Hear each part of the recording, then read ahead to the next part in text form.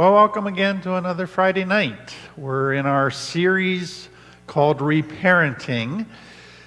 And what I want to just do is give you a perspective up front that might help you appreciate a little bit more what we're talking about when we talk about reparenting.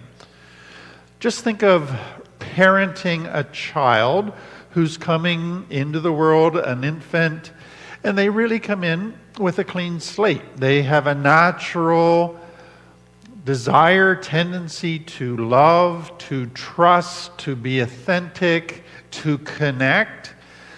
And so you parent this clean slate. But when we talk about reparenting, we're not talking about parenting this unwounded, undamaged, clean slate child. We're talking about parenting a child who isn't a clean slate, who's been damaged, who's been wounded. And so a lot of the tools to reparent that child will be very similar to parenting a child who comes in the world as a clean slate, but there's going to be additional tools needed to parent this child who's damaged.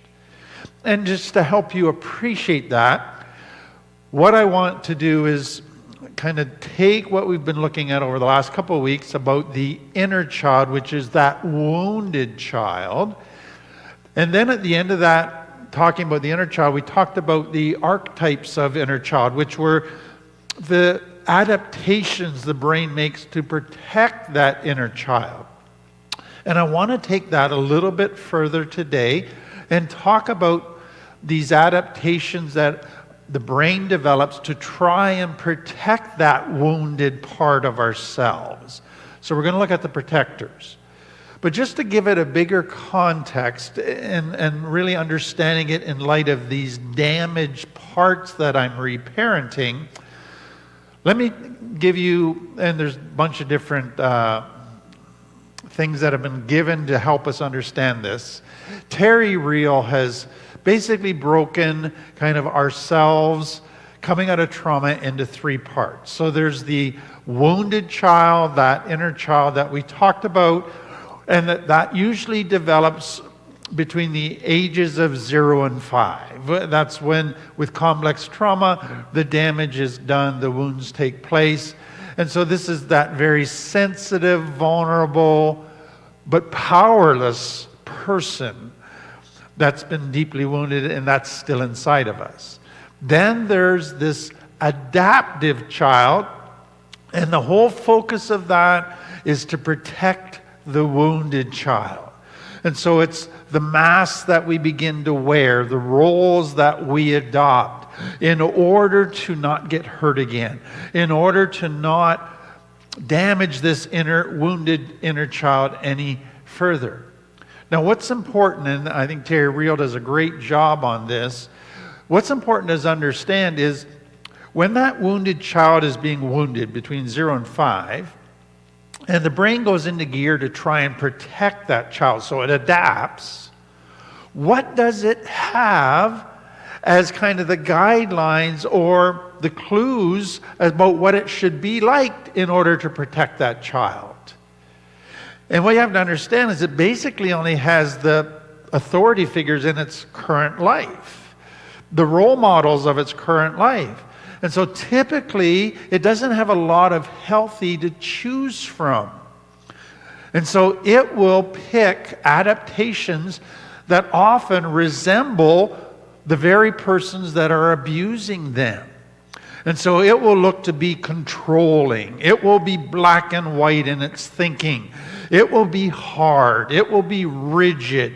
It will be angry. It will be unforgiving. It will be very hard on itself. And so the adaptations, sadly, though they're all about protecting the inner child, they're based on the characteristics of the adults in the life of that child. And they're often very unhealthy. And then the third part is now the functional adult today, getting healthy. So if you're on the journey of recovery, That functional adult should be getting stronger, healthier. It should be more in charge of your life, but there's still the wounded part of you, the inner child, and the adaptive part of you that was trying to protect. So what happens for many in recovery, and this is what we looked at last week, is we need to heal the inner child. And that is so true. We need to heal the inner child. But what Terry Real points out is that the problem child, the one that's hardest to reparent, is the adaptive child. Because think of it, the adaptive child is all about survival and protecting the little child. It doesn't want to get healthy. It doesn't want to become vulnerable and caring and nurturing. It sees those qualities as weakness. It sees those qualities as what got the original child wounded in the first place. And so it's resistant to becoming healthy. It doesn't want to be authentic. It doesn't want to do any of the things to get healthy because those it sees would make them vulnerable. And it is all about survival. And so what you have to understand is when you come into adult life, if you're coming out of trauma, your wounded child will get triggered and cause some issues in your relationships, but it's the adapted child that's going to cause you most of your issues in relationships, and it doesn't want to change. It sees change as equaling getting hurt again and not protecting the inner child. So it's one of the trickiest things to reparent, that adaptive child. And that is what I want to focus on today, is reparenting that adaptive child. Now, just again, help you understand this further, let me take you to some of the adaptations that took place when the child was really young in order to try and protect the inner child. And really what I'm going to do is just give you the characteristics of what is known as reactive attachment disorder. And basically what it says is, if a child doesn't attach, how does that affect them? How do they adapt? And so basically, if you have a wounded inner child, what kind of adaptations take place in light of that woundedness? And so the first three are basically characteristics of both the wounded child and the adapted child. There's a deep sense of shame. I'm not good enough. Nobody loves me because I'm not lovable. I'm not valuable. There's a lot of insecurity then that comes out of that. They don't feel they fit in or belong anywhere. And so there's a wariness of other people. And then a lot of anxiety. Will people accept me? Will I get hurt again? And so that's constant feelings of stress. Okay? But now let me go to some of the adaptations. And what you're going to begin to realize is, wow, reparenting this adaptive child is not parenting a child who's a clean slate. This is going to be a tough challenge. So some adaptations are to become very needy, to become very clingy, or to become very demanding, where you're just, I want this, I need this, and you're that kind of aggressive a child. Some become very attention-seeking. Some are avoidant of everything. They isolate. So I won't get hurt if I'm not around people, if I'm not engaged in life. Others respond by, nobody's ever going to hurt me again because I'm going to become hard. I'm going to shut down all tender emotions. I'm not going to care about anything or anybody. I'm going to harden my conscience. I'm going to harden my emotions. I'm not going to express needs to anybody. I'm going to become self-sufficient so I don't need anybody. Or I'm going to become rebellious, because as soon as you do what people want, that's when you get hurt. So I'm going to rebel against all authority. I'm going to be angry and lash out. That's the way I'm going to protect myself, is use anger as a weapon and as a shield. Or I'm going to just lash out my pain by hurting others, by destroying property, by becoming a bully, even begin hurting myself. Or I'm going to be very ambivalent. I'm going to love mom one day, hate mom the next day. Want to be with mom one day, not want to be with her the next day. Hot, cold, love, hate in the same body. Very difficult to parent that. Then I need to be in control. So there's going to be intense control battles. I'll argue about everything. I'll be bossy, defiant. I'm going to resist affection from people. Because as soon as you open yourself up to affection, that's when you get hurt. So if I get hurt, I'm not going to seek comfort.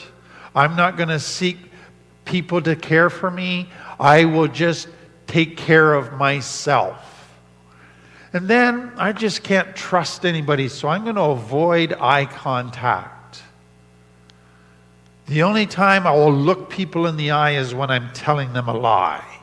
Otherwise, I just avoid looking at people. I'm going to be a master manipulator. That's how I'm going to get what I want. That's how I'm going to not get hurt again. So I will be charming if I need to be. I will be very engaging with people, but it's not out of true love for people. It's just so I can gain power over them and manipulate them. I'm not going to trust anybody. I am going to actually try and take care of my parents so that I am responsible for them. That way they won't hurt me. I'll be the hero. Or I'm going to have trouble with ADHD. I just can't focus. I'm hyper. I got all kinds of energy because I just can't sit still because I have anxiety about everything.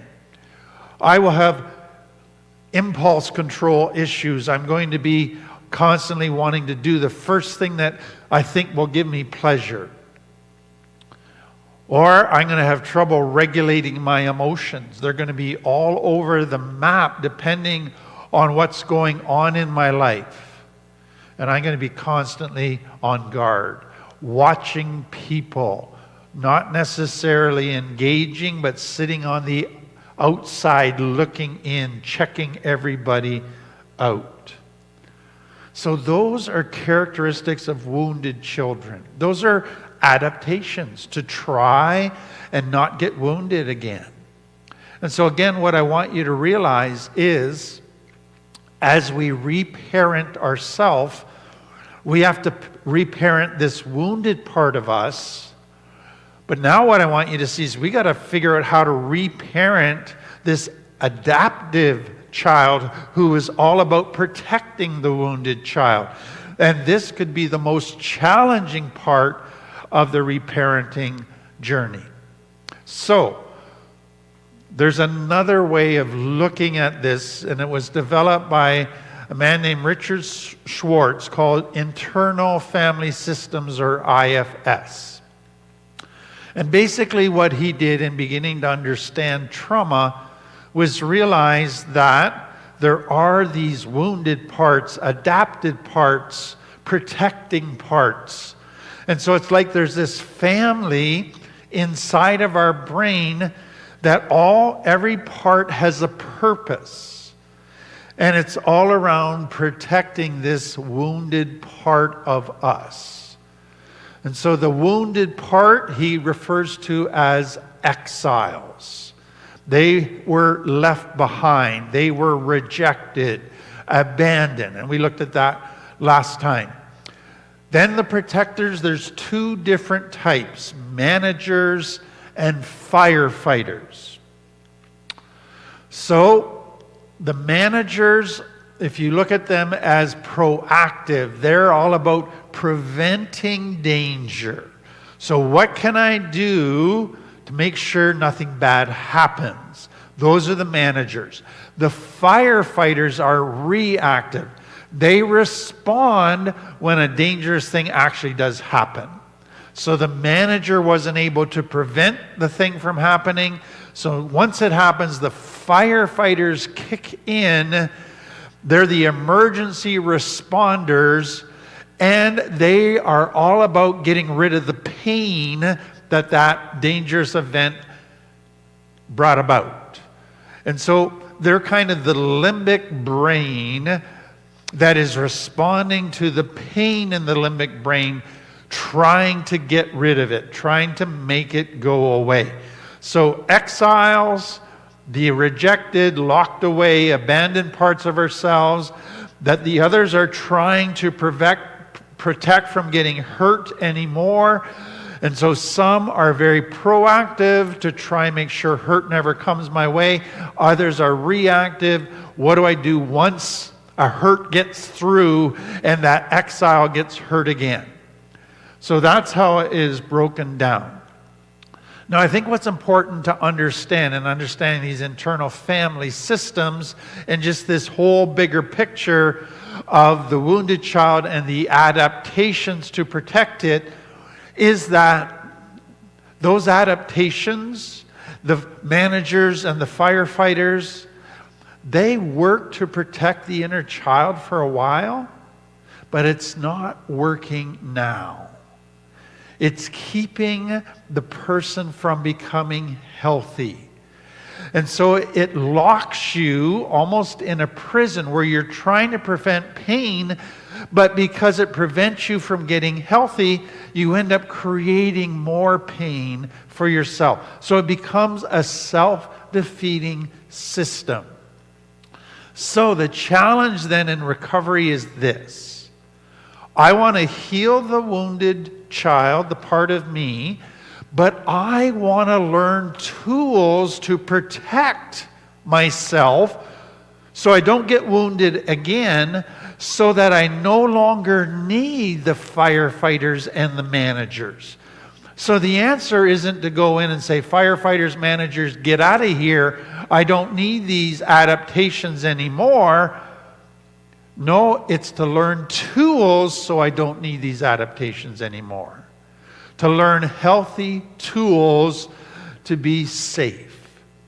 And that is what we're going to kind of look at now, because that is easier said than done. I can learn tools to keep my inner child safe, but my firefighters and managers, they're not convinced. They're not ready to give up their role or their job yet, because they're not sure I'm going to implement those tools, or they're not sure I care as much about the inner child as they do. And so there's a process of what we need to go through to reparent those adaptations so that they realize their jobs are no longer needed because we are able to take care of ourselves now. So let me just talk a little bit about these exiles again, and it's just to give it from the internal family systems perspective, and it's really, again, talking about the inner child. And so again, it's the young part of us that was wounded by overwhelming experiences. So that part of us carries different wounds, different memories, different traumas, and different emotions, but mainly negative emotions. That part of us feels very empty. It feels lethargic. There's a depression feeling, a shame feeling, painful emotions, all connected to the exiles, negative emotions. And so the desire of the exiles, I just want to numb pain. I don't want to feel all this negative stuff. And so what you find is that the exiles have burdens. So the burdens are the memories of the wounds when they took place, but also what came out of those wounding events is a belief system that is mainly lies. So their burden is the memories and the emotions of the event, plus the lies that they adopted. So for example, if your mom at some point said, "Oh, I wish I never had kids," how did that affect little you, number one? But then number two, what did you believe as a result of that? So you had painful emotions, rejection, feeling not loved, that you're not good enough. But then you had beliefs that nobody will ever love me. Nobody will ever want me. So that's the burden that the exile carries. It's a heavy, heavy load. So when this little child, this inner wounded part of us, it hides down there, it's kind of protected by all the other parts, but once in a while pain gets through and triggers it. And when it triggers it, these painful emotions come out in a rush. All of these lies flood back. This inner child can overpower the managers and the firefighters and take over. And all of this heaviness and pain comes out. But if an inner child is allowed a safe place where they can begin to heal the memories, get rid of the burdens, the lies, the pain, what begins to come out with this inner child is this very beautiful, playful, innocent, vibrant, creative person. And that's the goal that we want in the healing of the inner child. Now let me go to the managers. So they are the ones who are the proactive, are going to prevent this child from getting hurt. So I am going to stay in control. So that is the theme that you're going to see with managers. They have a great need to be in control, because if they're in control, they can keep bad stuff from happening. And they can prevent the exile from getting hurt and then all of their pain and shame coming out.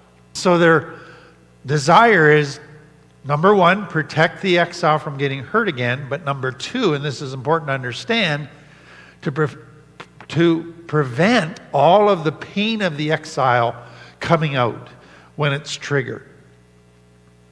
So here's some of the things the managers do. Now it's important then to understand that in IFS, each one of these manager strategies, some people can see as kind of a separate manager. So you can have a whole bunch of different managers, each using a different strategy to try to prevent bad things from happening. So they're just each separate parts under the manager umbrella. So controlling the environment, controlling their body, their emotions, controlling others. That's the common one. But then some are very people-pleasing. Some are constantly taking care of others. So if I take care of you, if I please you, then you're not going to want to hurt my inner child. Others, perfectionists. If I do everything perfectly, nothing bad will happen, and my inner child won't get hurt. Others, I will become critical, negative. I will constantly be judging everything, evaluating everything, finding fault, finding danger. Because if I can spot danger in advance, I can prevent bad things from happening. So they're that very negative. Others, I will just avoid risk, not try anything new, resist any kind of change, worry about everything, or I just won't care about much. and I'll kind of hide away and not care. Others, I need to be a super overachiever. I need to be the best at everything. And so I am going to drive myself to be the best at everything I do. That's how I can prevent bad things from happening. Others, I'm just not going to try anything. I'll be an underachiever. I'll be super passive. I'll never assert my will, my needs, my desires. And I'll even be pessimistic about everything. That will justify me staying and not trying anything. And then others, I'm just going to numb constantly. Always have a distraction because I don't want to feel. And so I am going to disconnect from my emotions. I'm going to shut down that part of myself. And then another type of manager is the inner critic. I will find and be looking for every little flaw in myself and I'm going to be very hard on myself so that I can be aware of it. And if I'm hard on myself, then that should motivate me to want to be perfect. So those are all kinds of manager strategies. If I do these things in my everyday life, I can prevent bad things from happening. Now, what I hope you see is that sounds like it's a good plan, but it doesn't work. It always backfires, and you end up creating more pain. Now, what you find with managers who are these control type people, I need to be in control, is that their body's often very rigid. They're clenching their jaw a lot. Their shoulder muscles are tense all the time. And so they have this very constricted type of thing, constant tension in their body. All of that is kind of what characterizes them. So let me go back to what are their fears. So the first fear again is that the exile, the inner child, will get hurt again. But if they get hurt, that goes into the second fear, which is their emotions are just going to flood out. All their pain. And it's going to be dysregulated. And it's just going to overtake everything like a black hole. And it's just going to be impossible to deal with. And we might get stuck there and not be able to get out of it. And so I have to make sure that this triggering never happens again. Because it's just too much to deal with. So that's the fear. But then they have a fear about helping the inner child get healthy. Because the fear is, if they start getting healthy, they're going to move out of their closet. They're going to move out of their safe little place of isolation, and they might get hurt. And then that means they're going to get triggered again. And then what will happen is the firefighters will come in to get rid of their pain. And now I got to not just deal with the inner child, but now I got to deal with the firefighters, the limbic brain. And it can be irrational. It can be crazy. And so the fear of being overwhelmed by the exiles and the firefighters says, let's not grow. Let's not change. Therefore, then, that leads to the next fear is if the inner child starts to grow, they're going to start talking. And they're going to reveal some secrets. And I don't know if I can handle these secrets coming out. Because I might start losing control if other people find out stuff. So I need to control information in order to control people. And so they go, you know what, I just don't see the benefit of going back into all that pain. I'm doing a pretty good job managing and being in control. Why do we need to dig this stuff up? So they don't want to look at the fact that the inner child still gets triggered, and in that time when they get triggered, that's when all the damage happens in their life. They want to still say, no, I'm doing a pretty good job of managing stuff 95% of the time. Let's just ignore the 5% when we do all the damage. So we don't need to go there. And so then it's one final fear. If we start growing and healing, we're going to change. And as soon as you start changing, wow, you just introduce so many unknown variables about what you might be like, what your circumstances might be like. And those many unknown variables, I can't handle it. I need life to remain the same. And so what the manager, out of his fear, ends up becoming is a jailer who's going to keep the inner child in prison and considers that to be the safest way of protecting them. Let me go to the firefighters. So they're the ones that react when the inner child gets triggered by something and is in pain. And they go straight into, I got to put out the fire. Because the inner child is in pain. That's like a big fire has broken out. I have to get rid of the fire. I will do whatever necessary to make the pain go away. So they think only short term. They think I need instant relief from the pain. So instant gratification is the focus of the firefighters. They don't play the tape to the end. I just want to feel better now. And so what you can see is that the manager can look at the firefighters and go, you create more damage than you actually solve. I don't really like you. So your part of your cortex sees the limbic brain response. It might make you feel better in the moment, but man, you just make things worse. And so there's now a conflict in your brain between what is the best way to respond when the inner child is triggered.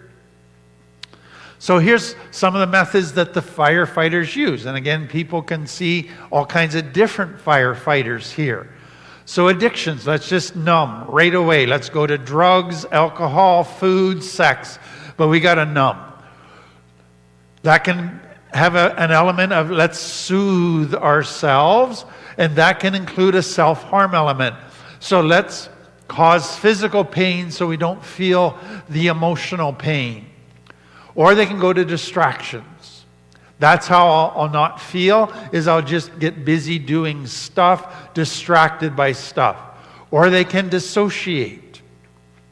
Or they can use anger and rage as the way to overpower the pain. I'd rather feel anger than pain, so I'll go to anger. And that can include I'll just rebel, I'll lash out, I'll be defiant. Or they can go to thrill seeking. Let's get an adrenaline rush happening so that then we won't feel the pain. Or let's immediately lie about everything and become deceptive. That will make others not judge us, and that will help with the pain. Let's manipulate others to make the pain go away, so they'll fix us, so they'll do stuff for us. Some go not just to sexual behavior, but to flirting. Let's act sexual and get the attention of others and get the positive response of others or the feeling of power. That'll help the pain go away. And then others, what's the quick solution to make the pain go away? Suicide. So firefighters are these very impulsive limbic brain responses to let's put the fire out now, whatever method we have to use. So I hope you can identify with all of those things in yourself. So I want to go to the 6 steps that Internal Family Systems has developed as the path to healing. And I'm not going to go into tons and tons of detail. You can check it out for yourself. I just want to introduce it to you because there's a lot of value in understanding these steps. So the first 3 steps kind of are designed to help you make distinctions between the exiles, the managers, the firefighters, so that you see them as separate and each having different roles. So the first is find the part. So find the exile, the inner child. Find who your managers are. Find your firefighters. And then focus on it. Just think about that one part, okay? And then flesh it out. For some, they can almost identify it has a certain look. They can put almost a body to it, a face to it. How do you experience that part? What is it like when that part is in action? What do you feel? How does it affect you? What's going on inside of you when that part takes control? So just begin to really flesh it out. And then how close do you feel to that part? To understanding it? To trust, does it trust you? Do you trust it? So those are the first 3, is really kind of understanding those 3 parts. Now you go to the 4th step, and you go, how do you feel towards that part? So let me just give you this as an example. So let's say one of your parts is you flirt. And that helps keep you safe. That helps make the pain go away. So how do you feel about the flirt part of you? What you're probably going to find is your first response is, I hate it. It gets me attention, but it always ends up being sexual attention. And I hate it. But what I want you to realize is that part of you also probably likes it, because it still gets you attention. So you have a love-hate relationship with that part. And so what you need to understand is you're never going to try and replace a firefighter or a manager until you see that it's causing more harm than good. As long as you think it's a good thing in your life, it's not hurting anybody or yourself, so there's a certain level of denial about it, you're never going to want to change or reparent that part of yourself. And now you want to get to know it. And so you want to find out about it. So here's some questions that they use. How did you get the job of being a manipulator, of being a flirt, of using anger as a shield? How did you get that job? Just help me understand how your role began. Then, how effective do you think your role is today in protecting the inner child and helping it heal? If you didn't have to do your job anymore, would that make you happy? Would you like to kind of be done with your job? Are you getting tired of it? How old is your role? How long has it been around? And is there anything else that you flirt, would like me to know about your role? So you're building a relationship in understanding why that firefighter is there, when it developed, how it sees its role, how effective it sees its role. But then you want to go, what are your fears? And so what you might have is a part of you that is a lot of anxiety. It needs to worry. And so you go, okay, would you be willing to give up your job of worrying about everything? And it goes, that just creates a new worry.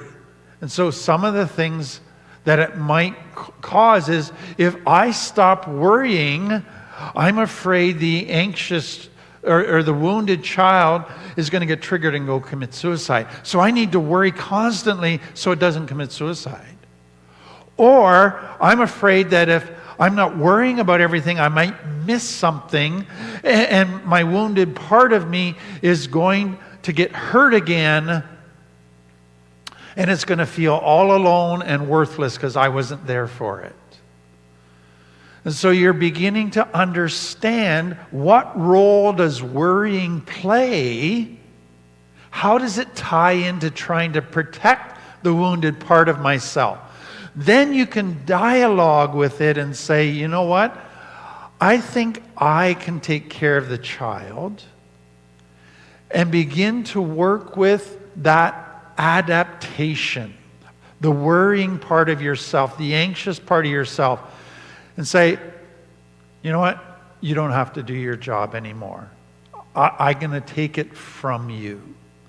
Now you can see that that is going to be a challenge, because the worrier part, the flirt part, is afraid if I don't keep doing what I'm doing, something bad will happen.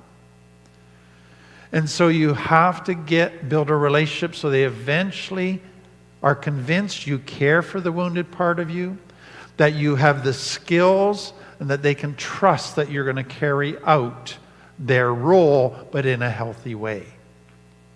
So that is really what these protectors are about.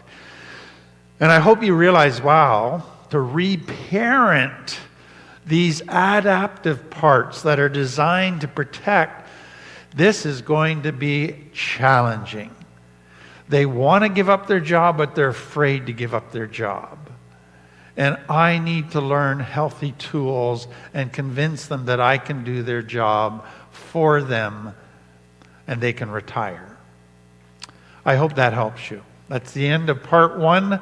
We're going to take a short break, and I'll come back for part 2, which is a Christian part. And again, we just want you to know the Christian part is for those who want to pursue that part of their spiritual recovery. If that doesn't interest you, we're not offended at all. You're free to go. We'll see you next week. Everybody else will be back in just a minute.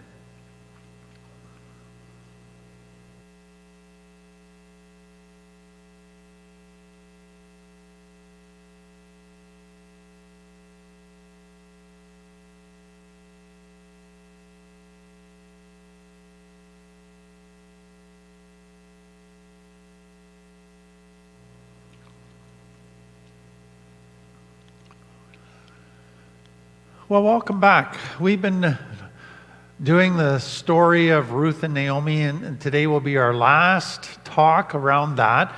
And I want to go to a really big picture that hopefully will just teach a final lesson to the value of this story. You may not know, and I hope find it interesting, that the Old Testament, which is the Jewish scriptures, the Jewish Bible, most of it was written after Israel's greatest trauma. That's fascinating to me. Israel's greatest trauma is when they were conquered by foreign armies, taken from their land to a foreign country as prisoners of war, taken from their temple. So they lost the things God promised them. They lost their land. They lost their temple. They lost everything of value to them. That was their greatest trauma. And what added to the trauma is it looked like God couldn't keep his promises. It looked like God wasn't the God they thought he was. Or it looked like God didn't care about them like he said he did. And that just made them feel betrayed by God, abandoned by God. That made them feel all alone, very weak and powerless against these powerful armies with no God. And that added to the trauma. And so what people did was begin to go, I'm going to write about a part of our history before this trauma. And so they started writing, and that's what became the scriptures. But the purpose of the writing was a couple things. They wanted to go, okay, We have been taken from our land, from our temple, to a foreign country as prisoners of war. Where did we go wrong? Maybe it's not that God didn't keep his promises. Maybe it's that we put ourselves in a position where God had to go by a different promise of what do you do if we abandon him. So let's go back through our history and look at what God has said to our patriarchs in the past so we can find out where we went wrong. And then that's going to help us realize, okay, if we went wrong here, God didn't really abandon us. God hasn't been unfaithful. He was actually faithful to a different set of promises that governed behavior of abandoning him. So what do we need to do? Has God promised to bring us back if we're truly sorry? And so that was some of the writing. But more than that, it's, you know what, we've come into our life after years and years of a history with God, and we started to make assumptions about happiness, about God, about how life works. We need to rethink life. We need to go back and make sure we got it right, because maybe we've started to distort our message. Maybe we've got some unhealthy things that we've just tolerated and thought were healthy.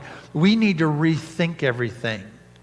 And so it drove them to greater understanding of their history of life in general. And then we need to see if we've missed some truths about God. So let's go back through our history with a fine-tooth comb to make sure we haven't missed anything. And so that's how the scriptures came. It was a response to severe trauma. It was rethinking life in light of trauma. And what they found was, wow, we missed some stuff. Wow, we got some stuff wrong. Wow, God hasn't changed. God hasn't abandoned us. It's us who abandoned God. And if we return to God, he will keep his original promises to us. And so it was an important thing to rethink life, to get it right, but then to create hope again for people. And so trauma caused them to rethink everything.